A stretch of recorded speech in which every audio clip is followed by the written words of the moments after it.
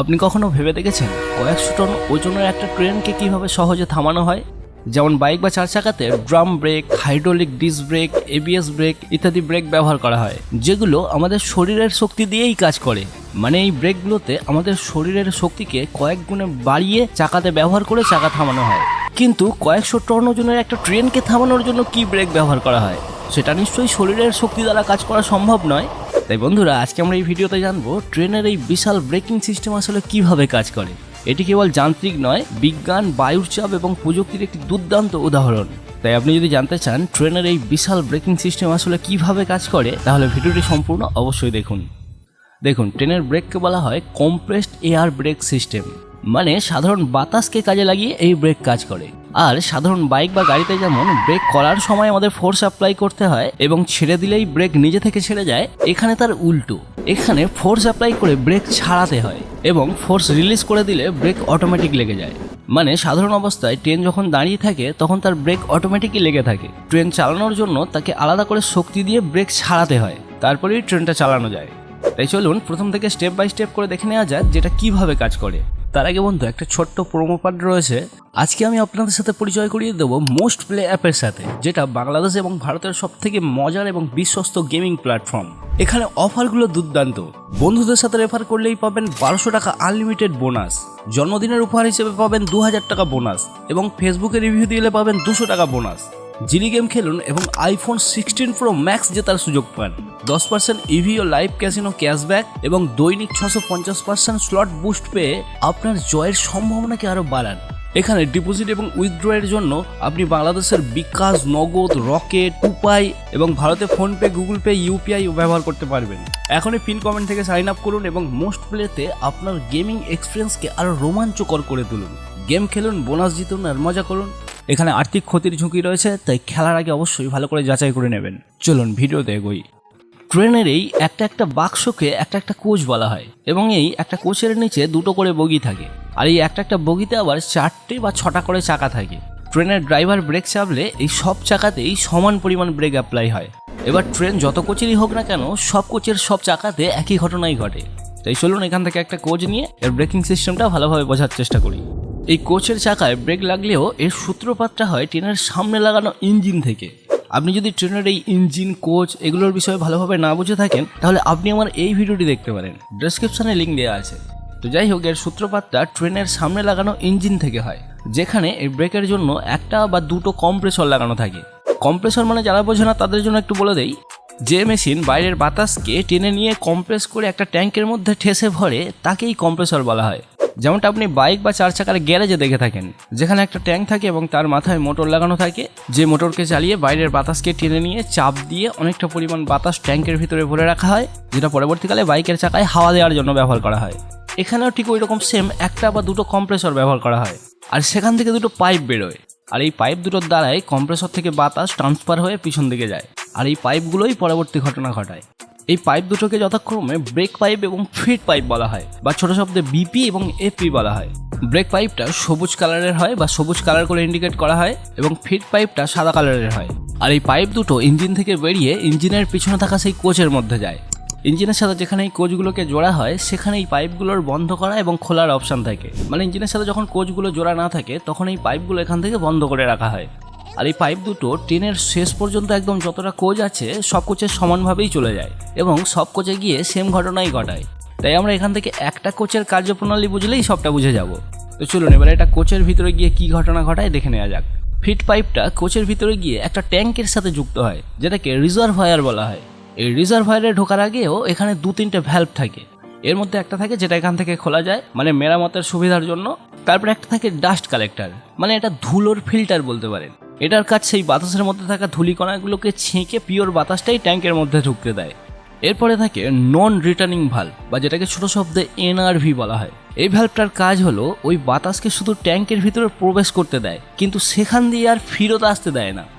ইঞ্জিনের মধ্যে থাকা সেই কম্প্রেসর অনবরত এই পাইপ দিয়ে এই ট্যাঙ্কের ভিতরে বাতাস ভরতে থাকে।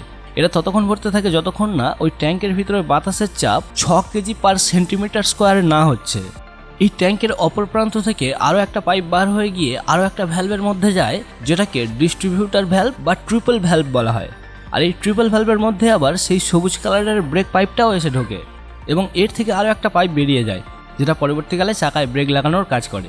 ওই জন্য এটাকে ট্রিপল ভ্যালভ বলা হয়, কারণ এর সাথে 3টে পাইপের কানেকশন রয়েছে। 2টো পাইপ এসে ভ্যালভের ভিতরে ঢুকেছে এবং একটা পাইপ এর থেকে বেরিয়ে গেছে। তাই আপনি বলতে পারেন আসল ঘটনাটা এই ট্রিপল ভ্যালভের ভিতরেই ঘটে। তাই চলুন দেখা যাক এই ট্রিপল ভ্যালভের ভিতরে আসলে কি ঘটে। এই ডিস্ট্রিবিউটর ভ্যালভ বা ট্রিপল ভ্যালভের ভিতরের ডিজাইন এইরকম হয়।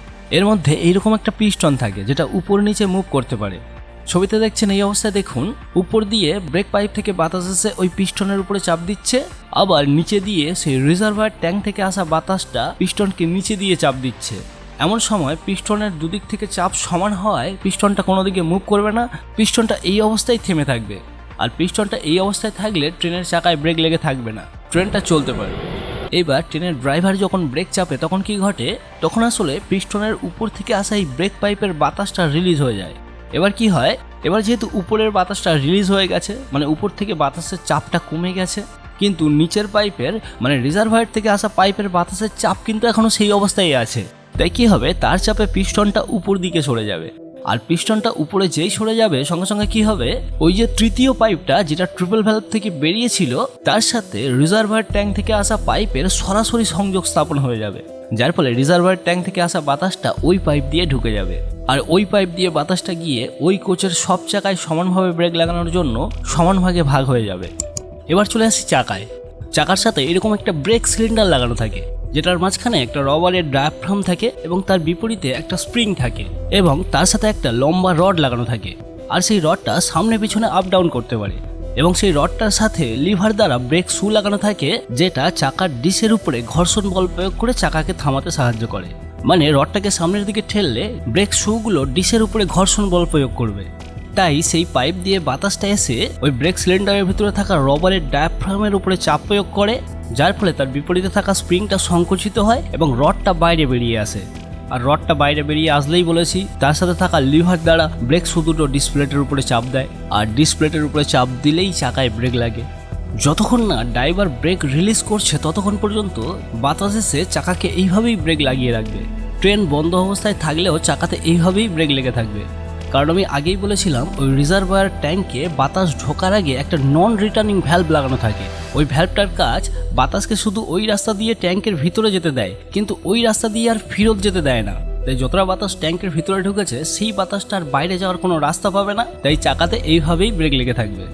এবার ড্রাইভার যখন ব্রেক রিলিজ করে তখন কি ঘটে সেটা বোঝার জন্য আমাদের আবার সেই ট্রিপল ভ্যালভে চলে যেতে হবে।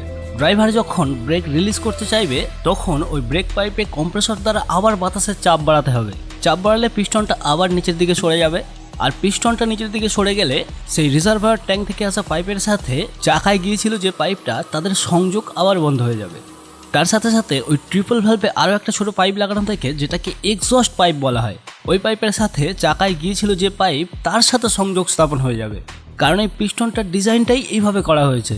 এর দুটো মাথা চওড়া কিন্তু মাজাটা সরু, তাই পিস্টনটা যখন আবার নিচের অবস্থায় চলে আসবে তখন চাকার পাইপের সাথে ওই এক্সস্ট পাইপের সংযোগ স্থাপন হয়ে যাবে। আর ওই পাইপের সাথে এক্সস্ট পাইপের সংযোগ স্থাপন হয়ে গেলে যে বাতাসটা চাকায় এতক্ষণ ব্রেক লাগিয়েছিল সেই বাতাসটা তখন ওই ছোট এক্সস্ট পাইপ দিয়ে বাইরে বেরিয়ে যাবে, কারণ ওই ব্রেক সিলিন্ডারের ভিতরে ওই ডায়াফ্রামের বিপরীতে যে স্প্রিং লাগানো ছিল বাতাসের চাপ কমে গেলে সেই স্প্রিংটা তখন ডায়াফ্রামকে পিছনের দিকে ঠেলে দেবে, যার ফলে সেই রডটা তখন ভিতরের দিকে ঢুকে যাবে এবং ডায়াফ্রামের পিছনে থাকা বাতাসটা ওই ট্রিপল ভ্যালভের এক্সস্ট পাইপ দিয়ে বাইরে বেরিয়ে যাবে। মানে যে বাতাসটা ওই রিজার্ভার ট্যাঙ্ক থেকে ব্রেক করার জন্য চাকায় পাঠানো হয়েছে, ব্রেক করার পর সেই বাতাসকে আর ওই রিজার্ভার ট্যাঙ্কে ফেরত দেওয়া যায় না, সেটাকে এইভাবে বাইরেই বার করে দিতে হয়। রিজার্ভার ট্যাঙ্কে বাতাসের কমতি হলে সেটা কম্প্রেসর পূরণ করে, ওই জন্য দেখবেন ট্রেন থামার পরে এইরকম একটা আওয়াজ হয়। এটা আসলে ব্রেক করার পর ওই বাতাসটা এই এক্সস্ট পোর্ট দিয়ে বাইরে যাওয়ার আওয়াজ। তার মানে এখান থেকে আমরা বুঝলাম ড্রাইভার ব্রেক চাপার জন্য আর কিছুই করে না, ওই দুটো পাইপের মধ্যে ব্রেক পাইপ থেকে বাতাস রিলিজ করে দেয়। ট্রেনে চেন পুলিং করলেও সেম ঘটনা ঘটে, মানে ওই ব্রেক পাইপ থেকে বাতাস রিলিজ হয়ে যায়, যার ফলে চাকায় ব্রেক লাগে। আর আপনি হয়তো অনেক সময় দেখে থাকবেন যে ট্রেনের ওই চাকার সাথে ডিস্ক ব্রেকটা না থেকে সরাসরি চাকার উপরেই ব্রেক শু দ্বারা ব্রেক করা হয়। আসলে আমাদের ইন্ডিয়ান রেলওয়েতে দু ধরনের কোচ ব্যবহার করা হয়, এলএইচবি এবং আইসিএফ। এলএইচবি কোচের চাকার সাথে এরকম ডিস্ক ব্রেক থাকে, আর আইসিএফ কোচে সরাসরি চাকার উপরেই ব্রেক করা হয়। এখানে যেমনই হোক না, ভিতরের মেকানিজম দুজনের একদমই সেম। তো বন্ধুরা, আশা করছি ব্যাপারটা আপনারা বুঝতে পেরেছেন। এই বিষয়ে আপনাদের কোনো মতামত থাকলে নিচে কমেন্ট করে জানান। আর ভিডিওটি যদি ভালো লাগে ভিডিওটিতে একটি লাইক করে দিন। দেখা হচ্ছে পরের ভিডিওতে।